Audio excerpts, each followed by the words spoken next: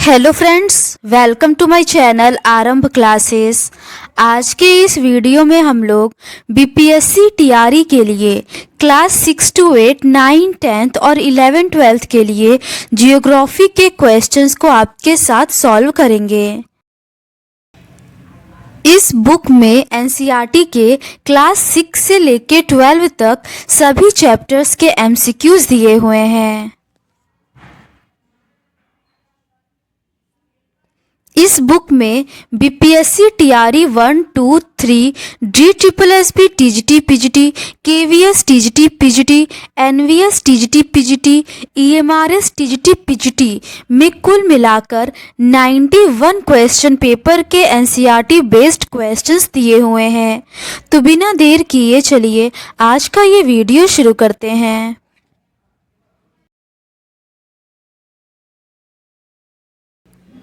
इसके ऊपर के क्वेश्चंस का डिस्कशन हम लोगों ने इस सीरीज के प्रीवियस पार्ट में कर लिया है। आज हम लोग उसके आगे के क्वेश्चंस का डिस्कशन आपके साथ करेंगे। आगे के प्रश्न कृष्णा बेसिन से संबंधित है। क्वेश्चन नंबर 36 है, कृष्णा नदी का उद्गम निम्नलिखित स्थानों में से किसके पास से है? इसका सही आंसर है ऑप्शन सी, महाबलेश्वर। कृष्णा पूर्व दिशा में बहने वाली दूसरी बड़ी प्रायद्वीपीय नदी है जो सह्याद्री में महाबलेश्वर के निकट से निकलती है।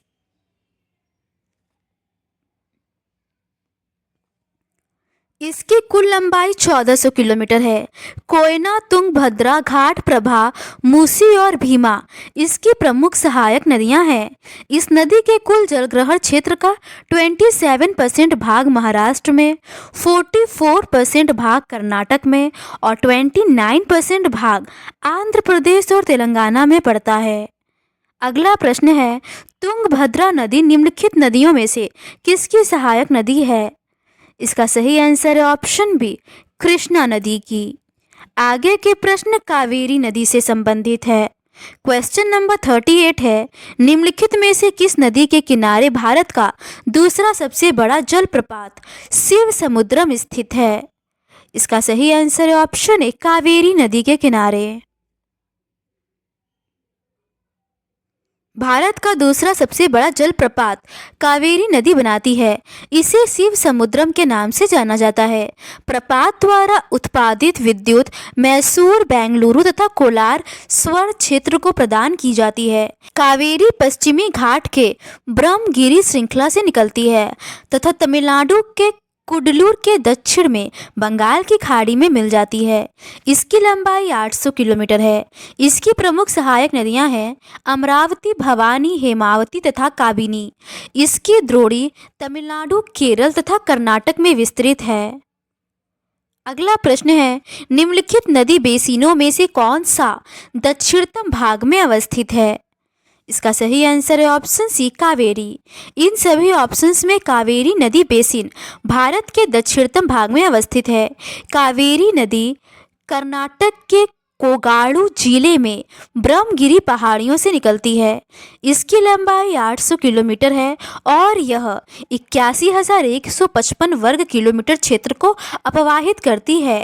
प्रायद्वीप की अन्य नदियों की अपेक्षा कम उतार चढ़ाव के साथ यह नदी वर्ष भर प्रवाहित होती है क्योंकि इसके ऊपरी जल ग्रहण क्षेत्र में उत्तर पूर्व मानसून से वर्षा होती है। इस नदी की द्रोणी का 3% भाग केरल में, 41% भाग कर्नाटक में और 56% भाग तमिलनाडु में पड़ता है। इसकी महत्वपूर्ण सहायक नदियां काबिनी, भवानी और अमरावती हैं। अगला प्रश्न है, निम्नलिखित में से कौन कावेरी नदी की एक सहायक नदी है? का सही आंसर है ऑप्शन बी, हेमवती। कावेरी नदी की सहायक नदी हेमवती है। कावेरी नदी कर्नाटक के कोगाड़ू जिले में ब्रह्मगिरी पहाड़ियों से निकलती है। इसकी लंबाई 800 किलोमीटर है और यह 81,155 वर्ग किलोमीटर क्षेत्र को अपवाहित करती है। प्रायद्वीप की अन्य नदियों की अपेक्षा कम उतार चढ़ाव के साथ यह नदी लगभग पूरे साल बहती है। इस नदी की द्रोणी का 3% भाग केरल में, 41% भाग कर्नाटक में और 56% भाग तमिलनाडु में पड़ता है। इसकी महत्वपूर्ण सहायक नदियाँ काबिनी, भवानी और अमरावती है। कावेरी नदी बेसिन सबसे दक्षिण में स्थित है। अगला प्रश्न है, निम्नलिखित नदी बेसिनों में से सबसे दक्षिण में कौन सा स्थित है? इसका सही आंसर है ऑप्शन सी, कावेरी बेसिन। अगला प्रश्न है, निम्नलिखित नदियों के भारत में उनके बेसिन क्षेत्र के घटते क्रमों में से कौन सा क्रम सही है? इसका सही आंसर है ऑप्शन ए, गंगा, सिंधु, गोदावरी और कृष्णा। गंगा का बेसिन का क्षेत्रफल 8,61,452 है। सिंधु का क्षेत्रफल 3,21,289 है। गोदावरी का क्षेत्रफल 3,12,812 है और कृष्णा का बेसिन का क्षेत्रफल 2,58,948 है। अगला प्रश्न है, निम्नलिखित नदियों में से कौन सी पूर्व रोपित घाटियों में से होकर बहती है? इसका सही आंसर है ऑप्शन डी, उपर्युक्त में से एक से अधिक।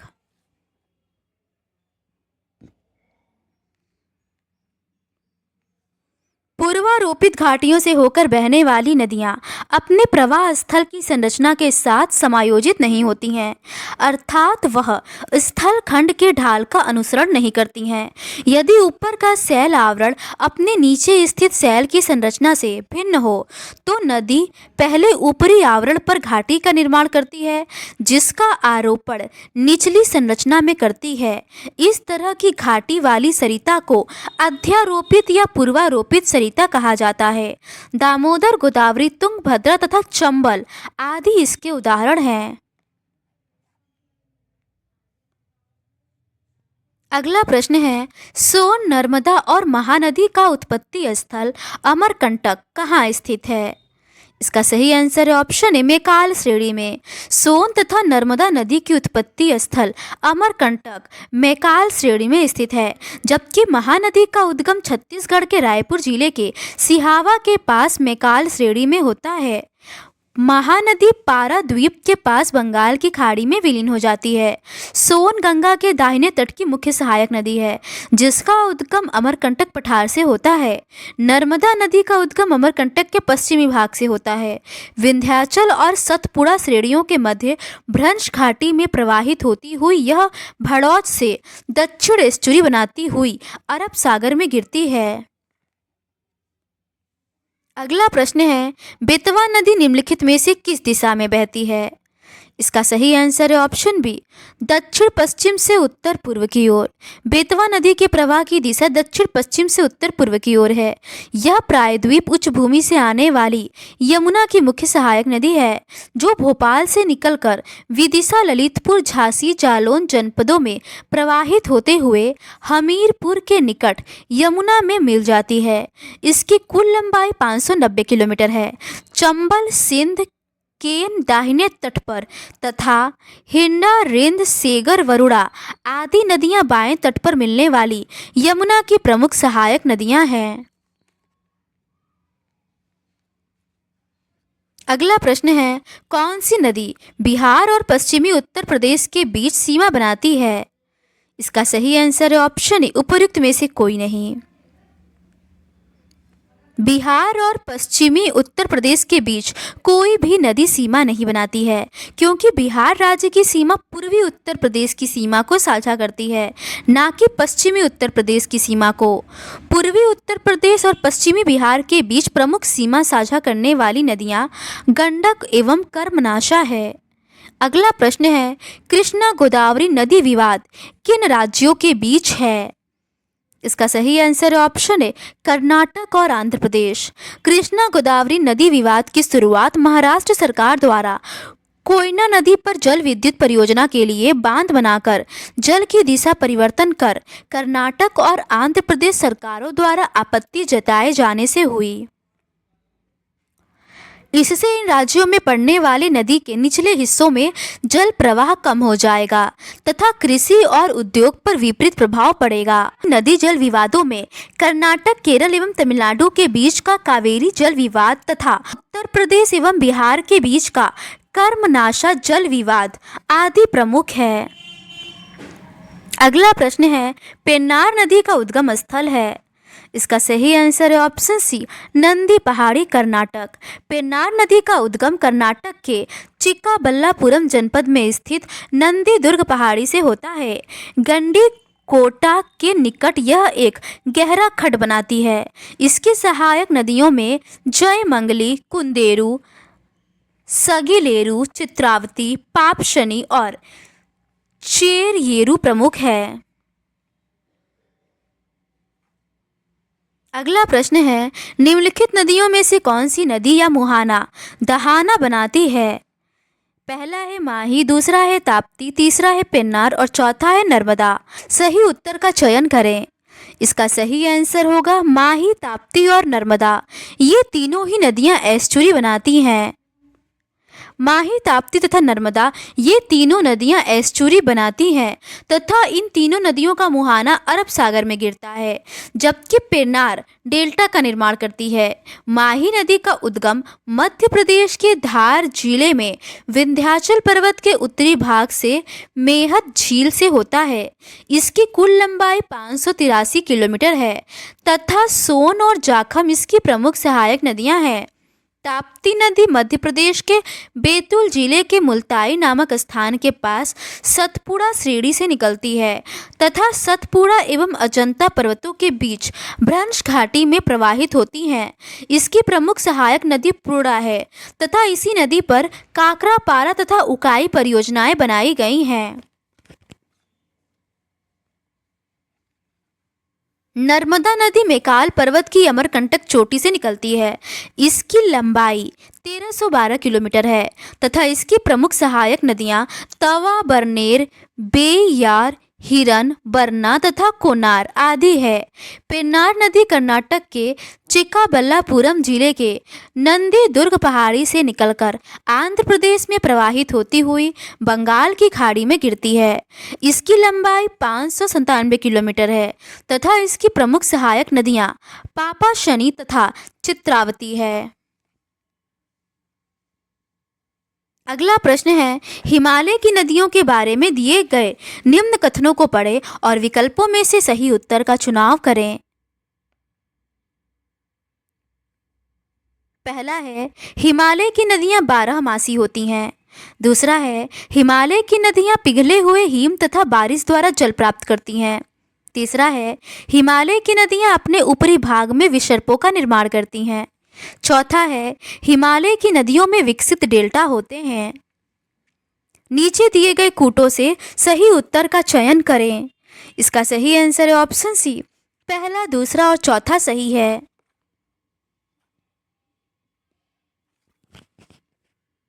हिमालय की अधिकतर नदियां 12 मासी होती हैं। इनमें वर्ष भर पानी रहता है क्योंकि इन्हें वर्षा के अतिरिक्त ऊंचे पर्वतों से पिघलने वाले हिम द्वारा भी जल प्राप्त होता है। इन नदियों ने पर्वतों को काटकर गाज का निर्माण किया है, न कि विसर्पों का। हिमालय की नदियां समुद्र तक के लंबे रास्ते को तय करती हैं तथा ये पूर्ण विकसित डेल्टाओं का भी निर्माण करती है। भारत के अपवाह तंत्र का नियंत्रण मुख्यतः भौगोलिक आकृतियों के द्वारा होता है। इस आधार पर भारतीय नदियों को 2 मुख्य वर्गों में विभाजित किया गया है, हिमालय की नदियां और प्रायद्वीपीय नदियां। अगला प्रश्न है, यद्यपि प्रायद्वीपीय पठार की सामान्य ढलान पूर्व की तरफ होती है, लेकिन फिर भी कुछ नदियां पश्चिम की तरफ बहती है। इसकी पहचान करें। इसका सही आंसर है ऑप्शन डी, नर्मदा और तापी। यद्यपि प्रायद्वीपीय पठार की सामान्य ढलान पूर्व की तरफ होता है, लेकिन फिर भी नर्मदा और ताप्ती नदियां पश्चिम की तरफ बहती हैं। नर्मदा अमरकंटक पठार के पश्चिमी पार्श्व से लगभग 1057 की ऊंचाई से निकलती है। दक्षिण में सतपुड़ा और उत्तर में विंध्याचल श्रेणियों के मध्य यह भ्रंश घाटी से बहती है। यह जबलपुर के निकट धुआंधार जलप्रपात बनाती है। लगभग 1312 किलोमीटर दूरी तक बहने के बाद यह भड़ौच के दक्षिण में अरब सागर में मिलती है और 27 किलोमीटर लंबा ज्वारंत मुख बनाती है। नर्मदा द्रोणी मध्य प्रदेश और गुजरात राज्य के कुछ भागों में विस्तृत है। सरदार सरोवर परियोजना इस नदी पर बनाई गई है।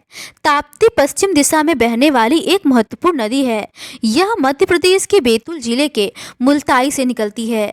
यह 724 किलोमीटर लंबी नदी है और लगभग 65,145 वर्ग किलोमीटर क्षेत्र को अपवाहित करती है। इसके अपवाह क्षेत्र का 79% भाग महाराष्ट्र में, 15% भाग मध्य प्रदेश में तथा शेष 6% भाग गुजरात में पड़ता है।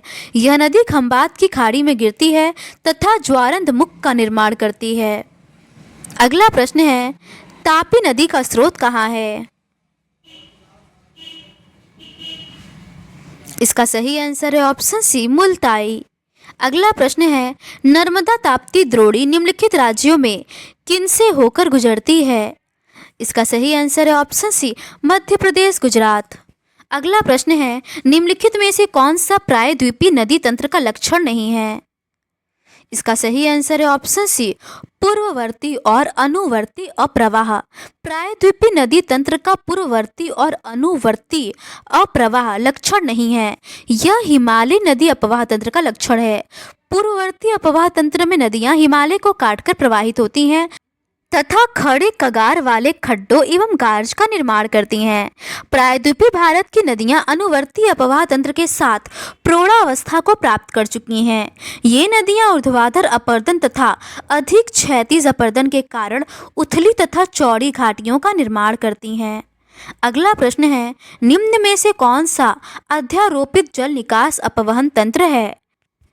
बनास, सरस्वती और चंबल ये तीनों ही अध्यारोपित जल निकास अपवहन तंत्र है, जबकि गोमती नहीं है। गोमती नदी अध्यारोपित जल निकास अपवाह तंत्र नहीं है, जबकि बनास, चंबल तथा सरस्वती अध्यारोपित नदियां हैं। अध्यारोपित प्रतिरूप में नदियां अपने ऊपरी संरचना में निर्मित घाटी का आरोपण निचली संरचना में करती है, चाहे वह किसी प्रकार की संरचना क्यों न हो, जैसे दामोदर, सोन, स्वर्णरेखा, चंबल, बनास, गोदावरी, कृष्णा, नर्मदा और ताप्ती आदि। इन नदियों के क्षेत्र में वृहत हिमालय की उत्पत्ति के पश्चात क्रीटेशियस तथा इयोसीन काल की ज्वालामुखी का दरारी उद्भेदन हुआ, जिससे निकला लावा नदी घाटियों से भर गया। वर्षा का जल पुनः इस निक्षिप्त बेसाल्ट को अपर्दित कर नदी की पुरानी घाटी को प्राप्त कर लिया, इसीलिए इन्हें अध्यारोपित नदी कहा जाता है। अगला प्रश्न है, जमींदोज भारती नदी की पहचान करें। इसका सही आंसर है ऑप्शन सी, लूनी। लूनी जमींदोज भारती नदी है। अरावली के पश्चिम में लूनी राजस्थान की सबसे बड़ी नदी तंत्र है।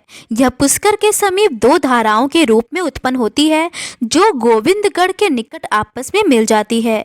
यहाँ से यह नदी अरावली पहाड़ियों से निकलती है और लूनी कहलाती है।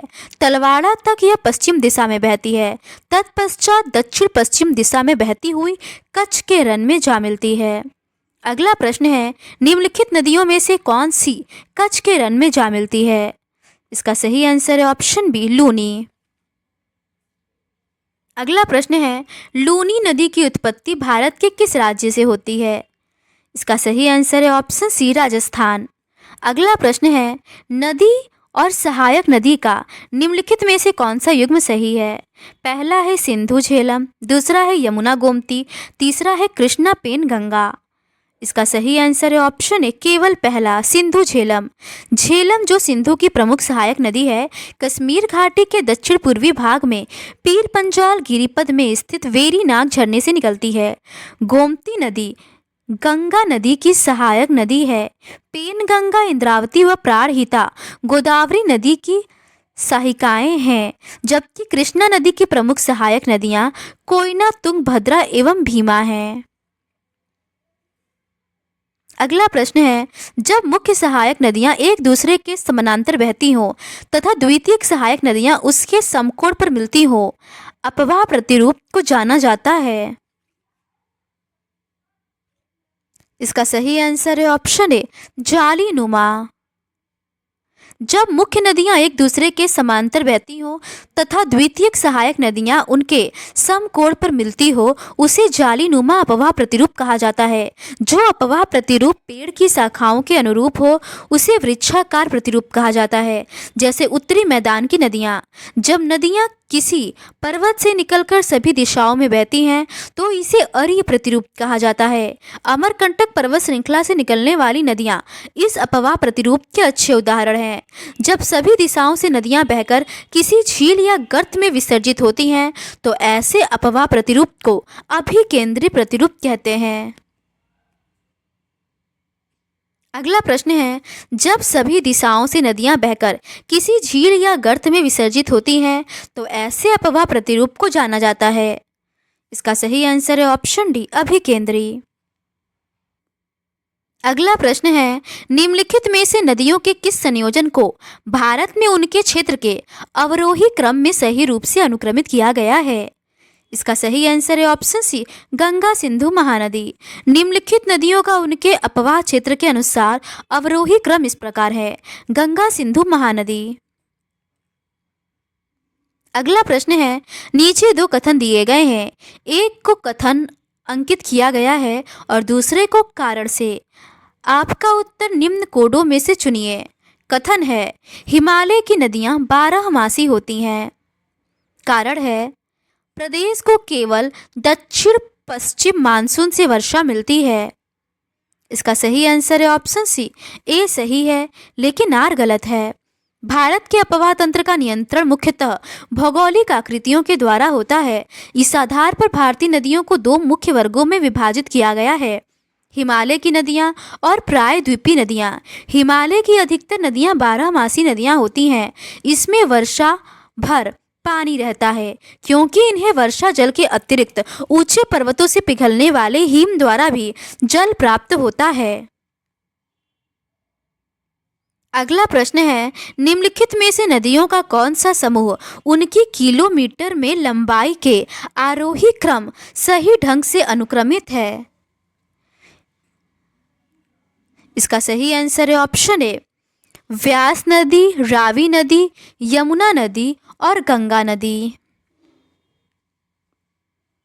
व्यास नदी, रावी नदी, यमुना नदी तथा गंगा नदी समूह उनकी किलोमीटर में लंबाई के आरोही क्रम सही ढंग से अनुक्रमित है। व्यास नदी समुद्र तल से 4000 मीटर की ऊंचाई पर स्थित रोहतांग दर्रे के निकट व्यास कुंड से निकलती है। इसकी कुल लंबाई 470 किलोमीटर है। रावी नदी हिमाचल प्रदेश की कुल्लू पहाड़ियों में रोहतांग दर्रे के पश्चिम से निकलती है। इसकी कुल लंबाई 725 किलोमीटर है। यमुना गंगा की सबसे पश्चिमी और सबसे लंबी सहायक नदी है। इसका स्रोत यमुनोत्री हिमनद है, जो हिमालय में बंदरपुच श्रेणी के पश्चिमी ढाल पर स्थित है। इसकी कुल लंबाई 1384 किलोमीटर है। गंगा नदी उत्तराखंड राज्य के उत्तरकाशी जिले में गोमुख के निकट गंगोत्री हिमनद से निकलती है। इस नदी की लंबाई 2525 किलोमीटर है। अगला प्रश्न है, नदी की सहायक नदी का निम्नलिखित में से कौन सा संयोजन सही है? इसका सही आंसर है ऑप्शन ए, कावेरी का हेमावती। नदी की सहायक नदी का सही युग्म कावेरी हेमावती है। कावेरी की प्रमुख सहायक नदियां हैं अमरावती, भवानी, हेमावती तथा काबिनी। कावेरी नदी कर्नाटक के कोगाडू जिले में ब्रह्मगिरी पहाड़ियों से निकलती है। इसकी लंबाई 800 किलोमीटर है। गोदावरी सबसे बड़ी प्रायद्वीपीय नदी है। इसे दक्षिण की गंगा के नाम से जाना जाता है। यह महाराष्ट्र के नासिक जिले में पश्चिम घाट की ढालों से निकलती है। इसकी लंबाई लगभग 1465 किलोमीटर है। इसकी प्रमुख सहायक नदियों में पेनगंगा, इंद्रावती, प्राणहिता, पुरुड़ा, वर्धा, मंजरा और वेनगंगा है। नर्मदा नदी अमरकंटक पठार के पश्चिमी पात्रों से लगभग 1057 मीटर की ऊंचाई से निकलती है। नर्मदा की प्रमुख सहायक नदियां हैं हिरान, ओरिसन, बरना, कोलर, बंजर, दूधी तथा तवा। पंचगंगा, दूधगंगा, घाटप्रभा, कोयना, तुंगभद्रा तथा भीमा कृष्णा की प्रमुख सहायक नदी है। पार्वती, हुरला तथा तीर्थन व्यास की सहायक नदियां हैं। अगला प्रश्न है, विशाल शिवालिक नदी को विभिन्न मुख्य प्रणालियों में बांटा गया है। निम्नलिखित में से कौन सा गलत है? इसका सही आंसर है ऑप्शन डी, दिए गए विकल्पों में से कोई नहीं। सभी सही है। गंगा और इसकी हिमालयी सहायक नदियाँ, सिंधु और इसकी सहायक नदियाँ, असम में ब्रह्मपुत्र और इसकी हिमालयी सहायक नदियाँ। विशाल शिवालिक नदी को कालांतर में इंडो ब्रह्म नदी की 3 अपवाह तंत्रों में बांटा गया है। पश्चिम में सिंध और इसकी 5 सहायक नदियाँ, मध्य में गंगा और हिमालय से निकलने वाली सहायक नदियाँ, पूर्व में ब्रह्मपुत्र का भाग व हिमालय से निकलने वाली इसकी सहायक नदियाँ। विशाल नदी का इस तरह विभाजन संभवतः प्लीस्टोसीन काल में हिमालय के पश्चिम भाग में व पोटवार पठार दिल्ली रिज के उत्थान के कारण हुआ।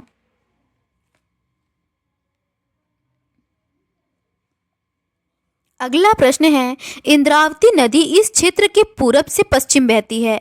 यहाँ मरिया, धुरवा, हल्बा आदि अनेक आदिवासी समुदाय निवास करते हैं।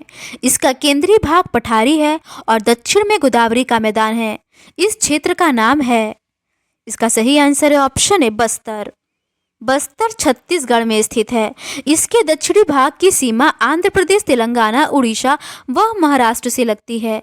इसका केंद्रीय भाग पठारी है, जिसके उत्तर में छत्तीसगढ़ का मैदान तथा दक्षिण में गोदावरी का मैदान है। इंद्रावती नदी का बहाव यहाँ पर पूर्व से पश्चिम की ओर है।